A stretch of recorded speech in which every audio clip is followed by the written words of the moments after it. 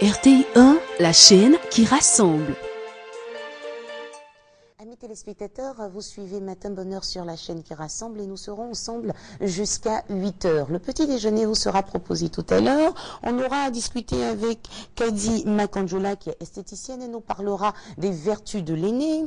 On aura aussi la présence sur ce plateau de Monsieur Reda Fawaz qui est décorateur et fleuriste. Il va essayer à répondre à cette question. Quels sont les différents types de fleurs et plantes vertes qu'on doit utiliser dans la décoration de son intérieur? Et pendant que Madame Yao Colette s'apprête à venir nous servir le petit déjeuner, aujourd'hui ce sont des haricots verts à la vapeur. Permettez-moi de vous présenter l'invité principal. Pourquoi? Parce que les mercredis, nous avons un invité principal à vous présenter. On parlera de sa vie, de sa carrière, de ce qu'elle aime, de ce qu'elle n'aime pas, de ses projets, de ce qu'elle a déjà pu réaliser. Je dis elle parce que c'est une dame que nous allons recevoir aujourd'hui, amis téléspectateurs. Depuis un certain temps, on entend son nom lors de cette grande émission Star Karaoke sur RTI 1.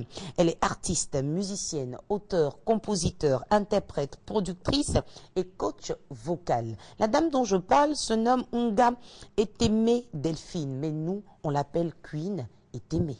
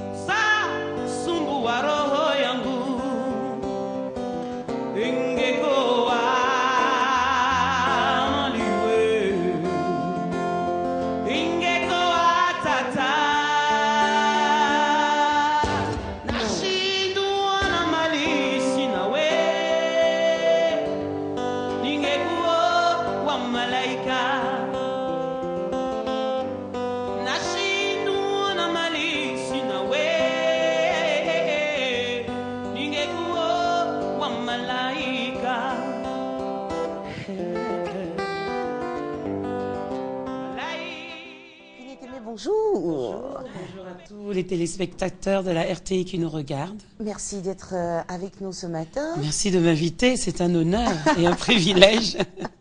Alors, on vous a vu là en train d'interpréter ce grand titre, Malaïka de Myriam Makeba. Oui. On était où?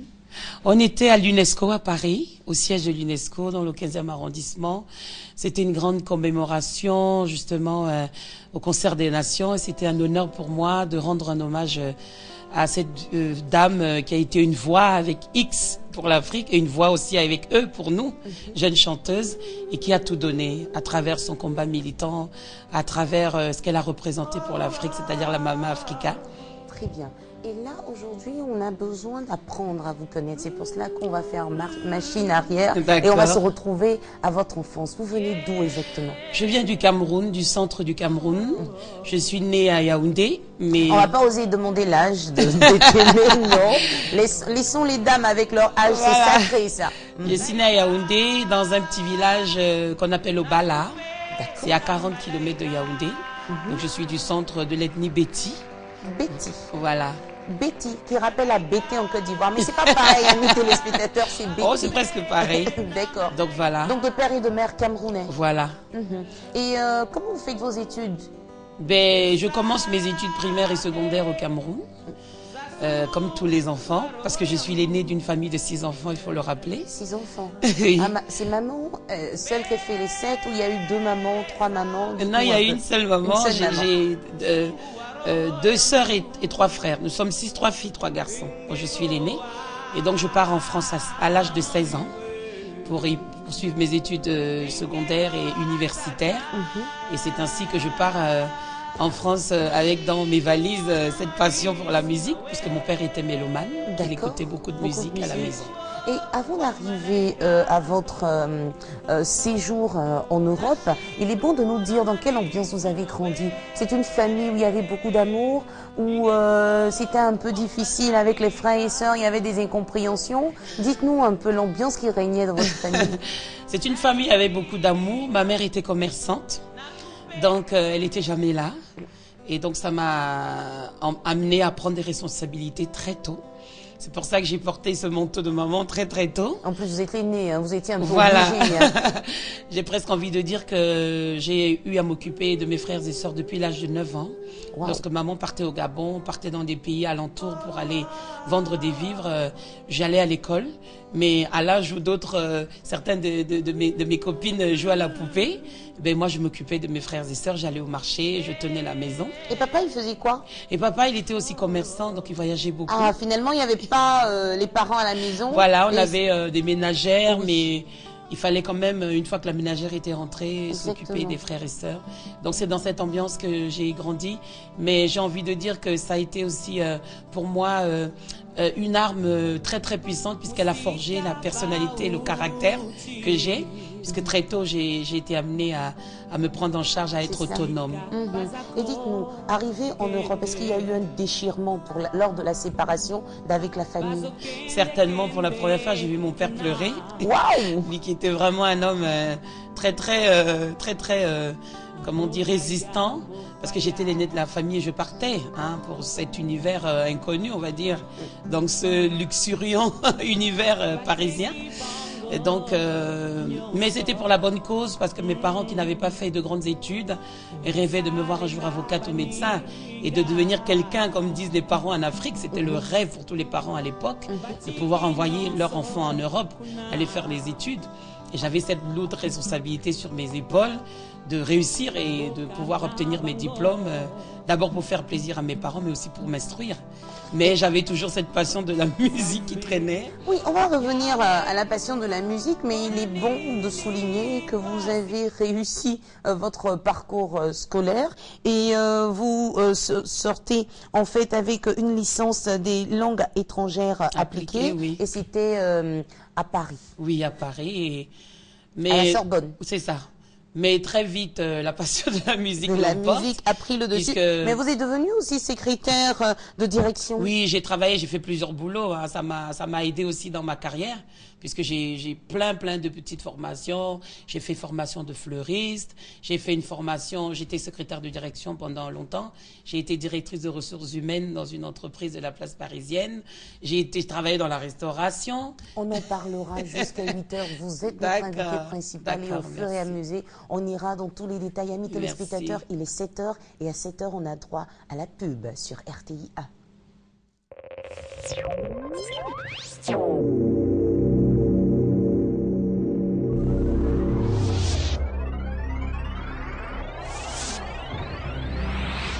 La méga promo RTI, c'est déjà plusieurs heureux gagnants. Recevons nos gagnants. Nous allons gagner 50 000 au RTI.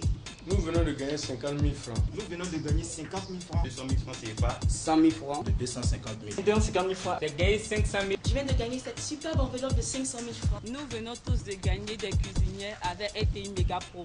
Nous avons tous participé au jeu Méga Promo RTI et nous avons gagné. La magie des cadeaux, c'est sur la RTI. Avec le jeu RTI SMS Magie. SMS Magie. Tente de gagner le super lot de 3 millions de francs CFA cash. Envoie maintenant GO, G-O, par SMS au 98 070 et tente ta chance. C'est 100 francs le SMS. Le renouveau pour la paix et la concorde, le RPC-Paix, le parti centriste de Côte d'Ivoire, organise du 27 au 28 septembre 2014 au Palais des Sports de Treichville son premier congrès ordinaire sous le thème « Le centrisme comme alternance politique crédible face aux enjeux de la démocratie et de la paix ». Population de Côte d'Ivoire, le RPC-Paix vous invite à l'union des cœurs pour une Côte d'Ivoire unis et réconciliés. Chaque jour, je me fais plein de nouveaux amis. Mon monde s'agrandit. Chaque jour, un nouvel affairage. Du nord au sud, partout, au fait de tout, sans bouger de chez moi. Envoie vite Ville au 98 102 et connecte-toi à des milliers d'autres jeunes dans tout le pays. Ville, V-I-2-L-E, ça ne ment pas. Ville au 98 102, 150 premiers SMS.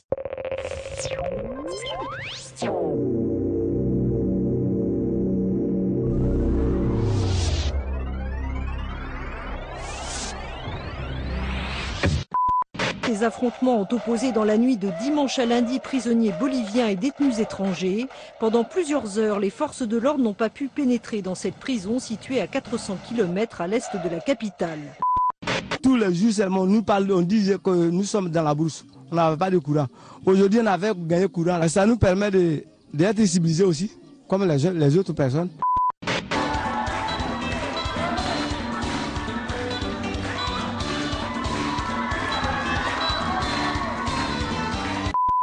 Avec la télévision, la radio, les météos, bon, à peu près. Je suis le Zeus d'Afrique. Venez découvrir le tout nouveau concept qui a été créé hier aux environs de minuit qui s'appelle le Trapati Lumba. Je voulais dire, au regard des deux premiers matchs d'Hervé Renard, il y a deux choses à retenir. Il a été un peu trop prétentieux et il a manqué de cohérence de choix. Prétentieux en allant attaquer les Lions dans leur tanière avec 4 attaquants nominaux qui pratiquement ne défendaient pas. Ça, c'était suicidaire. Comment appelle-t-on une personne à cheval? Un chevalier? Non. Aujourd'hui, nous, on ne peut pas dormir même. On va faire soirée jusqu'à l'eau. On va danser jusqu'à l'eau, aujourd'hui même. Un sélectionneur qui décide de faire sa mise au vert, sa préparation dans un hôtel, et les soi-disant instructeurs FIFA de la fédération qui viennent, non, on n'a pas de moyens, on va dans tel hôtel, et puis lui l'entraîneur, il laisse faire. Je pense que s'il laisse faire, il va se faire broyer. Dans quelle partie du district d'Abidjan est située la commune de Makori? Au nord. Elle dit au nord. Elle a perdu. Oh! Piraterie, c'est une action qui consiste à narquer. Le piratage, c'est ce qui est bien, c'est ce qui est reconnu. Voilà, c'est ce qui se fait de façon réelle.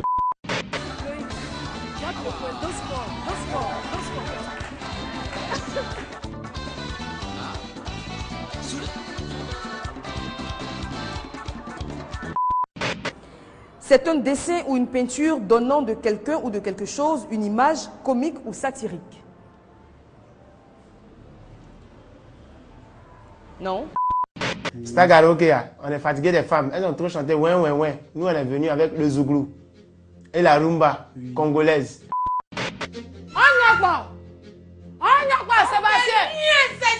Sébastien, macrocéphale. Aïe. Mes bons clients, où vous partez? Grande sœur, de la manière tu vends tous tes viandes de brousse là, c'est comme ça tous tes clients vont te quitter. Tanti Ebola.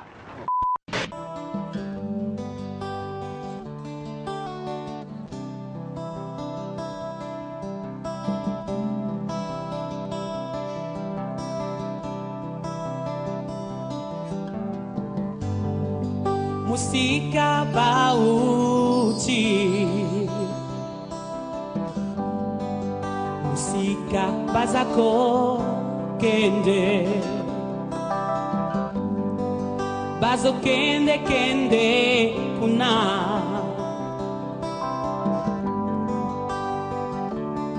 mboka ya mopaya.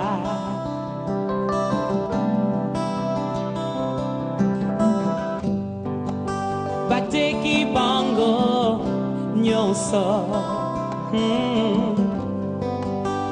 salela baninga batiki nyonso kuna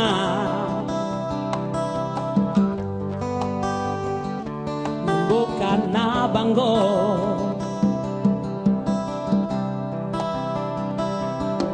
Zambe Yahweh bona nini pasi yaboye Zambe bona banana yo Zambe Yahweh bona nini pasi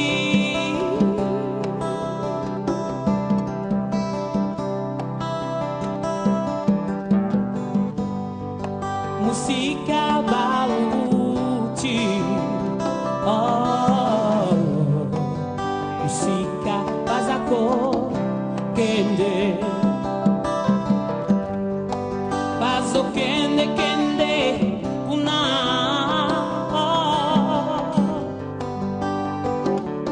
boka ya mopaya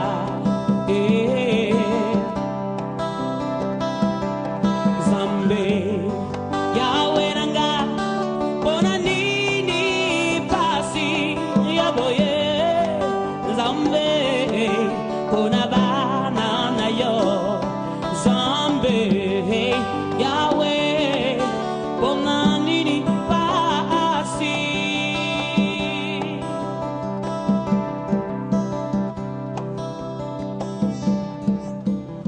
mutu azali mabe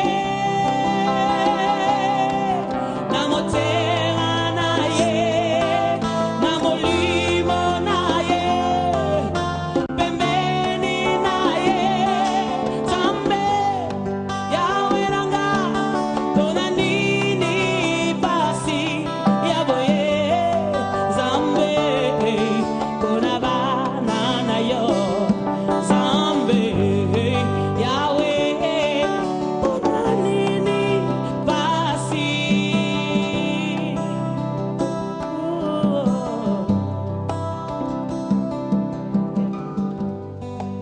Musika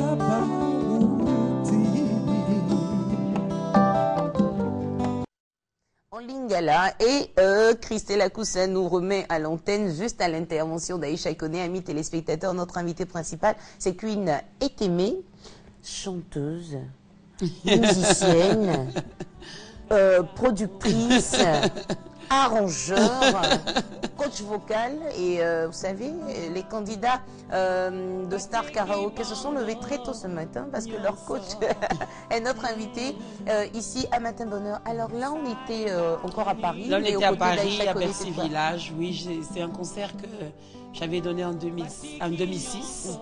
Et ma Tati Aïcha, comme je l'appelle affectueusement, était de passage à Paris.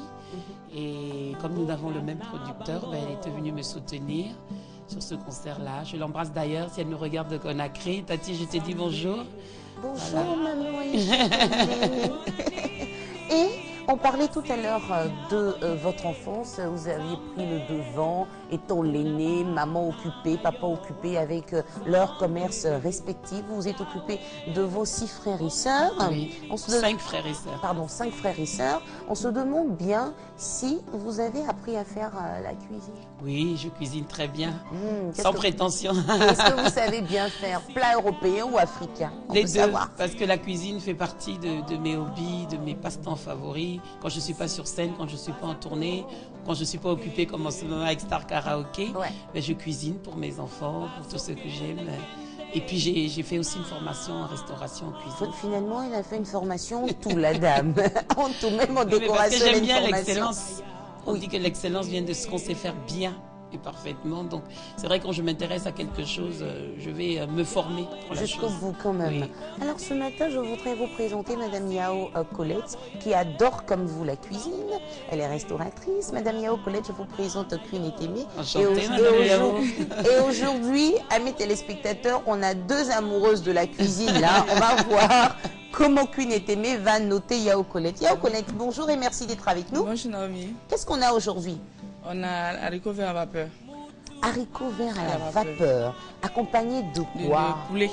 Du poulet frit, Oui, poulet frit, oui. Ça sent bon Ça déjà. sent très bon, oui. On avait du mal à se concentrer là. Dites-nous, on a besoin de quoi pour cette recette? Bon, on a besoin de l'haricot vert, bien sûr, avec un peu de carottes, des oignons, de la tomate et tout.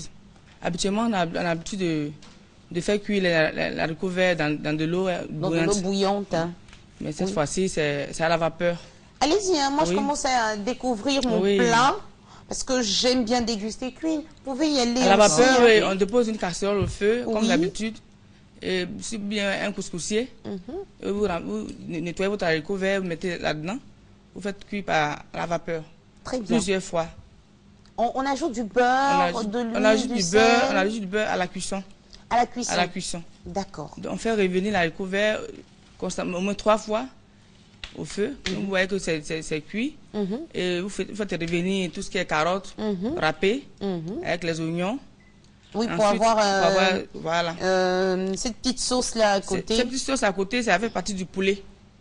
Mais l'haricot vert même, on fait d'abord râper tout ce qui est carottes. D'accord. Et tout ce qui est assaisonnement pour faire revenir après avec du beurre. Ok. C'est bien, elle souriait. Elle a toujours des petites astuces et quand elle nous donne son secret, elle se retrouve à ses 10 ans, elle est contente, en train de sourire. Bon, alors nous, on va faire notre exercice principal. Hein. Allons-y. D'accord. Là, on est là que pour ça, pour déguster. Et puis, on lui donnera la note. Hein. Allez, on y va.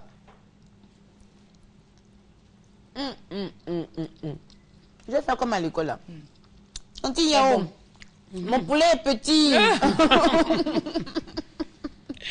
Tu m'as donné un petit morceau. Bon, en rontaine, on va régler ça. C'est très très bon. Je n'ai même pas posé la question. J'ai dit déjà mes impressions. On voit que les haricots verts sont bien cuits, sont bien craquants. Ils ne sont pas trop cuits. Voilà, parce qu'après quand c'est trop cuit, c'est pâteux. Voilà. Ils sont bien craquants, la cuisson est vraiment parfaite. Et puis, on voit que la sauce, c'est juste qu'il faut, elle n'est pas trop grasse. Voilà. Et puis, c'est bien décoré. Il y a assez de couleurs. Elle a assorti ses haricots verts avec des rondelles de tomates rouges. Ça donne des belles couleurs. Et du persil. Madame Yao va pas se sentir toute cette journée-là. Hein? Bon, combien sur 10? 9. 9 sur 10. On ne peut pas donner 10. Pour le point qui reste, c'est pour qu'elle puisse s'améliorer. La perfection n'étant pas humaine, on aspire toujours à la perfection. Madame Yao Colette, à quel moment il faut prendre ce repas? Seulement les matins ou bien on peut servir ça en entrée le soir? Surtout le soir. Le soir, c'est encore bon. Oui, c'est bon pour le soir. Puis c'est diététique, c'est bien les haricots verts, c'est très bon pour la santé. Très bien. On peut faire aussi à l'entrée, pour ne pas mettre tout ce qui est poulet, on peut faire juste à l'entrée. Une fois, j'ai présenté l'haricot vert, le bouillon d'haricot vert par exemple. On n'a pas besoin de poulet. En entrée, c'est déjà bon. Très bien. Pardon, je pensais que vous seriez long, j'étais en train de manger. Je prenais du plaisir. Oui. Alors, amis téléspectateurs, moi je pourrais par exemple vous conseiller ce repas, c'est vrai au petit déjeuner, mais aussi les soirs. Parce que le soir, quand on a un repas trop lourd, après on a du mal à digérer comme il se doit et le matin on a des difficultés. Puis on dort mal aussi. Exactement, on dort mal et le matin on a des difficultés à être de bonne humeur et plein d'énergie pour attaquer la journée. Donc amis téléspectateurs, c'est vrai, haricots verts à la vapeur, mais aussi on peut l'utiliser comme un dîner. Merci beaucoup Madame Yao Colette. De rien. Et puis on espère que vous servirez nos invités. Oui, je voilà, dirais encore la que fin. Pour les commandes aussi, je suis là. Oui. Vous pouvez commander vos plats pour les baptêmes, pour les mariages et tout ça. Vous pouvez toujours me contacter pour vous servir. Et pour avoir les contacts de Madame Yao Colette, il faut passer par le standard de la RTI 22 40 12 50. C'est le numéro du bonheur, le numéro pour avoir les contacts de tous nos invités qui passent ici sur ce plateau. Nous, on vous dit merci. Et puis, attendez, hein, ne partez pas sans me laisser un gros morceau de poulet là. Mon morceau, il est petit. Je reviens dessus, il est petit. Cuisine aimé. On continue notre échange. Là, on a vu que vous êtes allé jusqu'au bout quand même de vos études. On se demande à quel moment vous êtes véritablement intéressé à la musique. Ben, c'est-à-dire que ça a été un choix très difficile à faire. Ça a été un choix très difficile à faire dans la mesure où c'était pas évident de tout abandonner pour la musique. Parce que ma mère n'entendait pas cette chose de cette oreille-là pour elle faire ce métier de voyoute, comme disaient les parents à l'époque. Vous savez, à l'époque, une femme qui faisait la musique, c'était pas considéré comme une femme qui réussit sa vie. Parce que en Afrique aussi, on avait ces clichés de la femme chanteuse, très légère, vivant dans la luxure. Voilà. Il a fallu que je me bataille très dur. Mais papa, lui, il n'y avait pas de souci à son niveau. Oui, mais mon père, lui, de toute façon, il avait déjà cette fibre artistique. Malheureusement, en 91, mon père est décédé d'un accident de voiture. Et donc, je suis restée orpheline parce que mon père avait une astuce. À chaque fois, il disait, si tu as ton examen, je t'inscris au conservatoire. Et quand j'ai eu mon bac, j'ai su que c'était une astuce pour me maintenir dans les études. Et quand il est décédé, ben, tous mes espoirs de conservatoire se sont envolés. Et donc, là, j'ai dû commencer dans les chorales de gospel, à me former comme ça, sur le tas, à l'oreille. Et puis après, j'ai pris la chose plus au sérieux. Et puis très vite, j'ai commencé à être sollicitée pour la pose des chœurs en studio. J'étais side singer, c'est-à-dire une chanteuse qui accompagne les gens sur scène.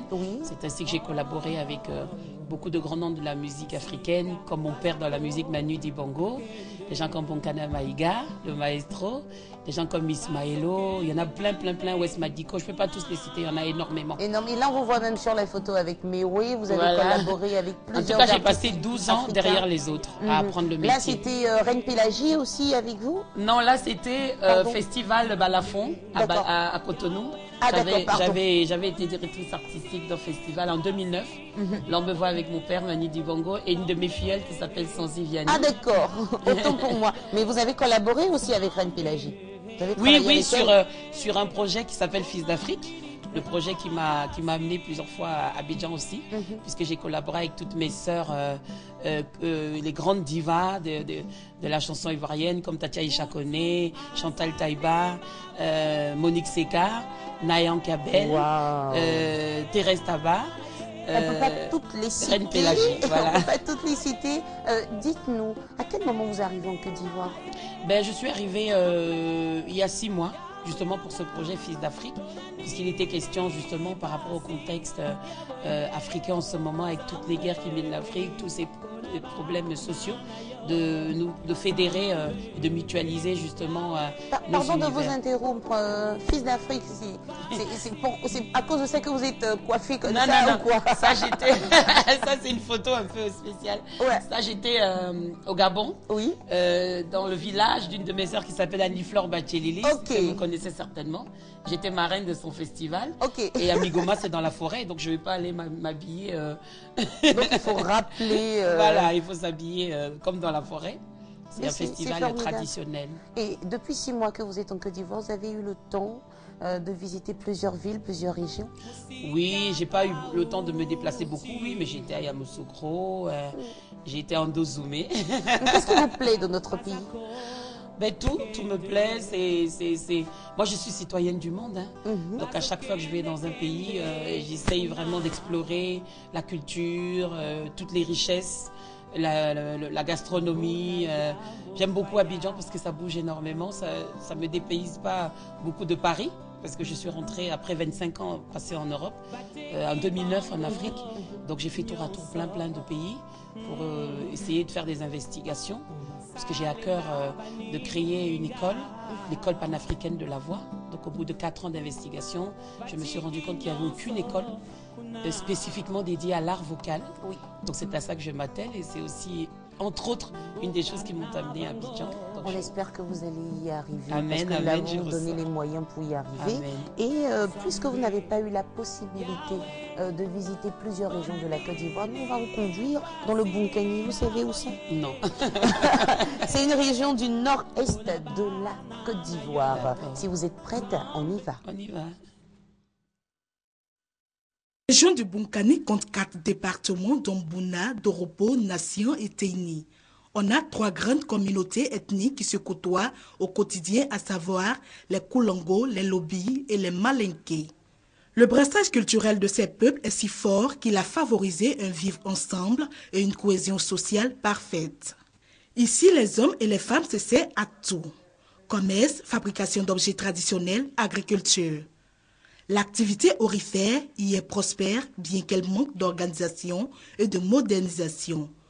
Dans chaque hameau, il y a la commodité minimum. Nous avons décidé de mettre l'accent sur les infrastructures de base, les infrastructures primaires, c'est-à-dire les infrastructures d'éducation, la santé et de l'eau. Donc nous avons pu, avec la subvention que l'État nous a accordée, nous avons pu faire quelques écoles, des dispensaires et puis quelques pompes villageoises.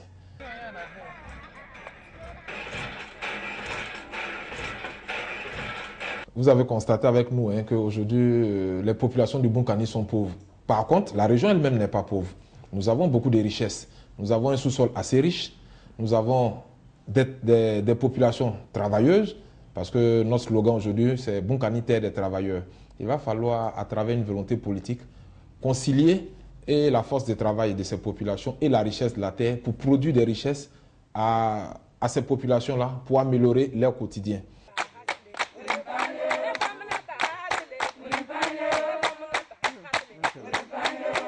Le tchapalo, boisson locale à base de sorgho, est très prisé.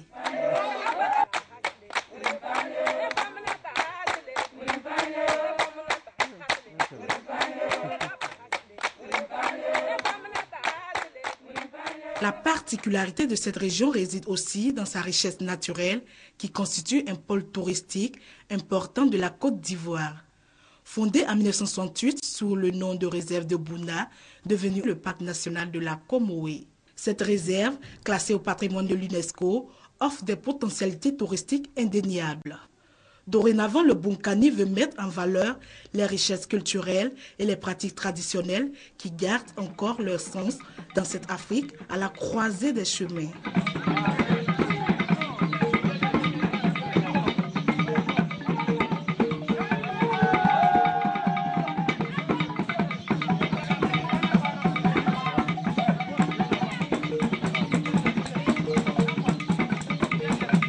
Les populations se donnent ainsi rendez-vous au Festival des danses traditionnelles du Bunkani, Festibo, 2e édition.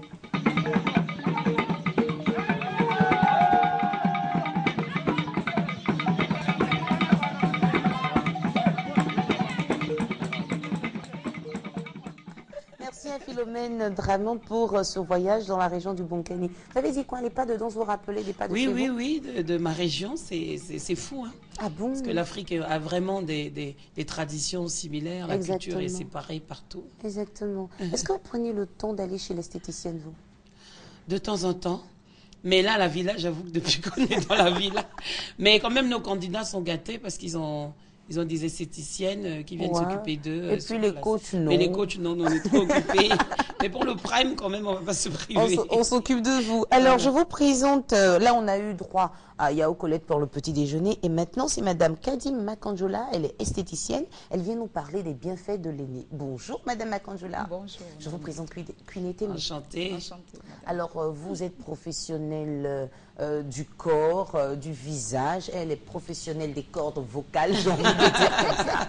Donc, mesdames, à vous de jouer. Nous vous écoutons. Et si elle a des questions, elle vous les posera. Moi, je me tais, je vous regarde. Ok. Bonjour à tous. Aujourd'hui, nous allons parler de l'aîné, que nous connaissons tous.